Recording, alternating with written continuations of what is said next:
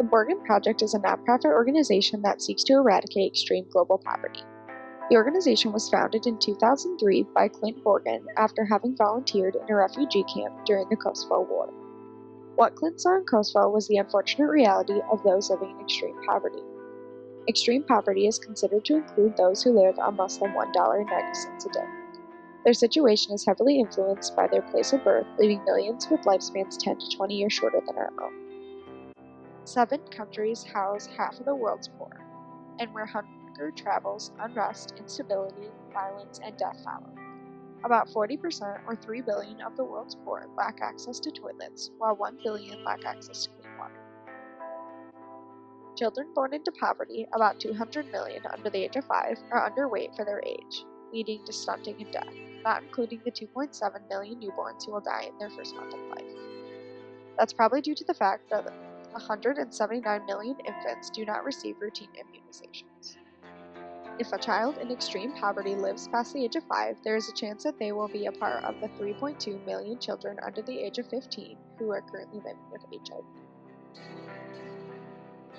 And while these statistics are sad and possibly eye-opening for some, there is hope.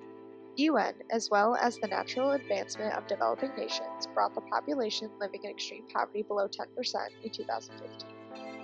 In 2015, there were 702 million people living in extreme poverty, as opposed to the 902 million in 2012 and the 1.9 billion in 1990. In less than 20 years, extreme poverty was cut in half. According to the World Health Organization, HIV and AIDS is no longer considered the leading cause of death in Africa.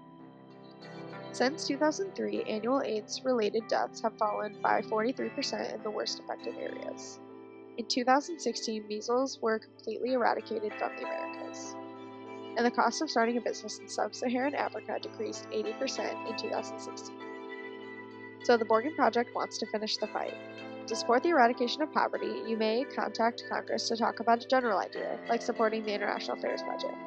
But you can also support other bills that help those living in poverty, like the Food for Peace Modernization Act, the Reach Every Mother and Child Act, or the Protecting Girls' Access to Education in Vulnerable Settings Act. So why choose advocacy? There are several ways that you can use your money to support those in extreme poverty. You can pay taxes and give money to the poor, or you can pay taxes and the government can aid the poor on your behalf. Advocacy centers around the idea that our tax money is ours, to be spent how we like.